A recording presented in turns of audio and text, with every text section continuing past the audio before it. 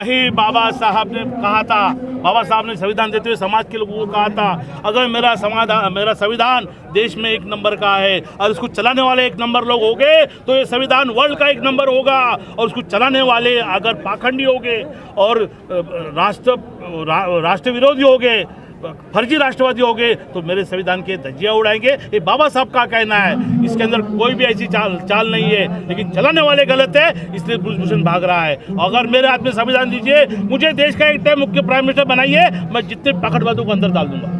Muscle power, money power होने की वजह से ये दबा देते हैं और विधायक को खरीदते हैं और ब्लैकमेल से ये सरकार बनाते हैं। तो बीजेपी का दबदबा, कहाँ दबदबा है? सब चोर लोग भरे हैं, सब पाखंडी लोग भरे हैं, सब आतंकवादी लोग भरे हैं, सब बलात्कारी लोग भरे हैं, सबके ऊपर केसेस है। और तमाम देश के उन लोगों को इसमें वो जादुई चीजें लिख कर दी जिससे आप अपने जीवन को बेहतर जी सके, न्याय मिल सके।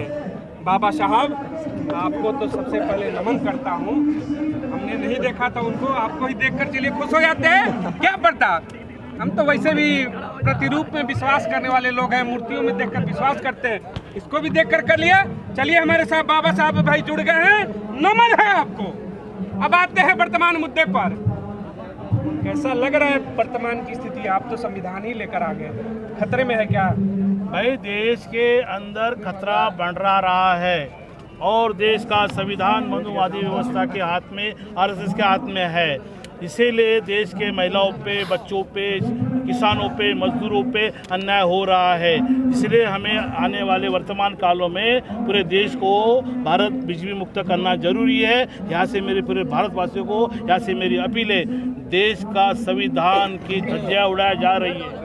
आज ब्रिजभूषण बाहर घूम रहा है, उन्होंने अत्याचार किया है और अत्याचार करने के लिए हमारी महिला ने अपने मुंह से बोला है, यही बहुत बड़ा सबूत हो जाता है। और सुप्रीम कोर्ट ने आदेश दे चुका है कि इसको अरेस्ट करो और फायर करने के लिए बोला है, फिर भी नहीं कर रहे। इसीलिए इसके साथ में मोदी खड़ा है, अमित शाह खड़ा है और मोदी शाह, अमित शाह ने भी अभी इस्तीफा देना चाहिए, नहीं तो हम लोग देश के अंदर जनक्रांति आंदोलन करेंगे।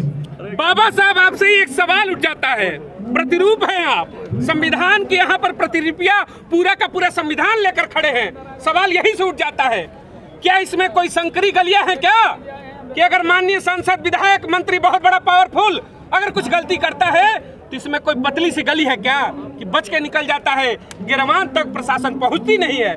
ऐसा भी कुछ लिखा था क्या आपने? हो रहा है, कर रहे हैं। और 14 साल से देश के अंदर महंगाई, बेरोजगार, भ्रष्टाचार, चोरी, बलात्कारी, डकैती, ये सब इनकी वजह से हो रहा है। और ये सब बीजेपी में काम करने वाले लोग हैं, इनको आज भी। चलिए, लौट के चलते हैं 26 जनवरी 1950।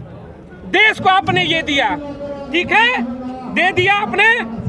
इसको अगर आप कह रहे कि वर्तमान सरकारें सही नहीं चलाती हैं तो कोई तो होगा जो आए और इसकी मान मर्यादा रखे और बेहतर तरीके से चलाए। कौन है वो?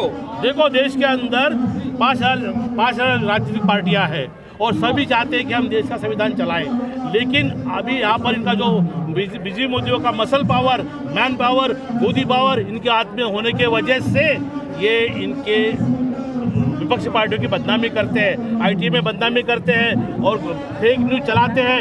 इसलिए देश की गरीब जनता ये बहक जाती है। लेकिन अभी आप देख रहे हो, कर्नाटक के अंदर इन्होंने पैसा बांटा, इन्होंने 2056 लोग खड़े किए, फिर भी ये हारे। इसका मतलब समाज जागरूक हो रहा है, जनता जागरूक हो रही है और देश का मतदाता जागरूक हो रहा है। और इसकी उम्मीद है आपको 2024 में इसका रिजल्ट मिलेगा। विपक्षी पार्टी तैयार हो चुकी है, वो एकजुट होके उनका प्राइम मिनिस्टर बनाएंगे, ये उनका विकल्प है। कौन होगा विपक्ष का चेहरा? सवाल यही उठ जाता है कि जो भी आता है इस पवित्र पुस्तक के ऊपर हाथ रखता है, संविधान के ऊपर, और कहता है कि मैं इस संविधान की शपथ लेता हूँ कि राष्ट्र का निर्माण करूंगा, राष्ट्र की सेवा करूंगा। और जब सत्तासीन होता है तो इस संविधान को ऐसे पलट देता है, पिछले दरवाजे में चला जाता है और फिर वही चकाचौंध, मलाई काटो, मलाई काटो, मलाई काटो, मलाई काटो। कब तक चलेगा ये? करूंगा। आप देख रहे हैं, जब से भारत आजाद हुआ, यहाँ पर इलेक्ट्रॉनिक मीडिया आया, इलेक्ट्रॉनिक चीजें आई। भारत को कांग्रेस ने भारत को कम से कम 36 गवर्नमेंट के लिए उन्होंने संस्था दिए थे और संस्था देने का आज वो संस्था का दुरुपयोग करके ये उसको मॉर्गेज कर रहे हैं। बाबा साहब ने देश के संविधान में ये प्रोविजन करके रखा है, ये कोई भी देश की संपत्ति बेच सकती नहीं। विकल्प है, विकल्प एकजुट होने के बाद विपक्ष विकल्प आपके सामने खड़ा होगा और वो खड़ा करने की हमारी हिम्मत है। आपने कर्नाटक देखा, आप अभी पंजाब में देखा, आपने दिल्ली में देखा, मुंबई में देखा, लोग ब्लैकमेल करके खरीद करके विधायक खरीदते और सरकार बनाते। अखिल भारतीय मताधिकार समिति के माध्यम से हमने आज कर्नाटक में भाजपा को हराया और ये आगाज है भाजपा मुक्त भारत का।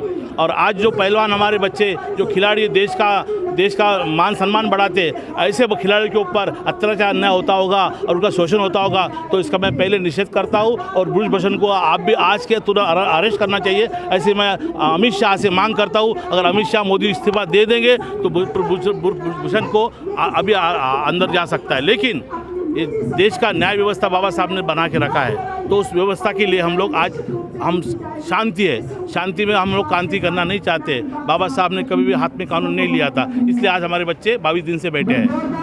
लग रहा है क्यों नहीं गिरफ्तारी हो रही है अब तक ब्रिजभूषण चरण? अरे भाई साहब, आप समझ लो, अंग्रेजों ने बोल के गए थे कि मनुवादी व्यवस्था कभी भी आपको न्याय दे नहीं सकती है। और आज मनुवादी व्यवस्था के अंदर बीजेपी आरएसएस का आज देश के ऊपर राज चल रहा है, इसलिए इन बच्चों को न्याय नहीं मिला। अगर सरकार दूसरी होती ना तो ब्रिजभूषण अभी कभी से अंदर जा होता और पोस्टा कानून के अंदर वो आज जेल में सड़ा होता। जैसा कि तुम्हारा बाबा 2-3 बाबा लोग आज जेल में सड़ रहे, उन पर बलात्कारियों का उसके ऊपर था, लेकिन वो गरीब लोग थे, वो बाबा लोग थे। लेकिन ये सरकारी व्यवस्था के ये एक अंग है और ये सरकारी व्यवस्था के अंग होने के कारण इनको आज गिरफ्तार नहीं किया जा रहा, लेकिन वक्त आने के बाद इनको गिरफ्तार किया जाएगा। और जब तक गिरफ्तार नहीं होते हम यहाँ से हटने वाले नहीं हैं। ब्रिजभूषण तो कह रहे हैं ना कि अगर मैं गलत साबित हो तो मैं इस्तीफा दे दूंगा। अरे पहले इस्तीफा दे, बाद में गलत साबित होगा जब कोर्ट देखेगा, लेकिन तो अभी इस्तीफा दे। तेरे ऊपर हम लोग ने आरोप लगाया, हमारे बच्चों ने आरोप लगाया ना, तो तू इस्तीफा देना चाहिए। कुलभूषण को नैतिकता के आधार पे, प्रधानमंत्री को इसकी जिम्मेवारी नैतिकता के आधार पर इस्तीफा दे देना चाहिए, नहीं लोग जूते मार के उनके कुर्सी से हटा देंगे। कभी कुर्सी के चिपके बैठे, नैतिकता उनमें थोड़ी भी होती नैतिकता है तो उन्हें इस्तीफा, प्रधानमंत्री नरेंद्र मोदी जी को भी इस्तीफा दे देना और कुलभूषण को भी नरेंद्र मोदी को इस्तीफा दे देना। हाँ, दे देना चाहिए, क्योंकि वो देश के प्रधानमंत्री है। अब आरोप कुलभूषण पर नहीं है, सरकार पर आरोप। तो मेरा मानना है कि प्रधानमंत्री एक झूठे और पाखंडी आदमी हैं, उन्हें इस पहलवानों के खिलाफ जो जायज थी उसके समर्थन में आके इस्तीफा यहाँ दे देना चाहिए, नैतिकता है तो। और कुलभूषण अगर अगर उस पर आरोप झूठे हैं, इसमें जांच हो गई, इस्तीफा दे देना। हम चाहते हैं कि आज ही अमित शाह ने इस्तीफा देना चाहिए। अमित शाह जिम्मेदार है और मोदी जिम्मेदार है, और ये भारत के दो व्यक्ति हैं ना, ये भारत चला रहे हैं। और ये जो हम चाहते हैं कि यहाँ से जंतर मंतर से आज पूरे देश के अंदर आंदोलन शुरू करेंगे कि आने वाले 2024 के अंदर ये सरकार उखाड़ फेंकेंगे, बीजेपी मुक्त भारत रहे। सत्ता परिवर्तन होगा, क्यों नहीं होगा? आज देख रहे हो आप, हमने महाराष्ट्र में परिवर्तन किया, हमने पंजाब में परिवर्तन किया, हमने मुंबई में परिवर्तन किया, आज दिल्ली में परिवर्तन हुआ है। लेकिन पहुंचे हैं, क्या संदेश देना चाहिए? हम चाहते पूरे भारत को देना चाहते हैं कि बच्चों को अगर न्याय नहीं मिलेगा तो आने वाले दिनों में ये आंदोलन पूरे भारत में फैलेगा और हो सकता है इसके अंदर जिम्मेदार होगा मोदी और अमित शाह। मैं अमित शाह को यहाँ से आह्वान करता हूँ, अगर आप में थोड़ी भी इंसानियत है, आप उस पद पे बैठा हो, उसका मान रखना चाहता है तो तुम्हें इस्तीफा देना चाहिए। अरे अमित शाह देश का गृह मंत्री है, उसका जिम्मेदारी बनता है, तुम्हारा जिम्मेदारी बनता है जैसा पत्रकारिता, वैसा जिम्मेदारी बनता है कि देश के लोगों को न्याय दे। वो आज बड़े पद पे बैठा है और ऐसा ब्रिजभूषण से के लोग बाद में पैदा नहीं होना चाहिए, ऐसा उससे न्यू रखना चाहिए। Thank you. जय भीम, जय भारत, जय संविधान।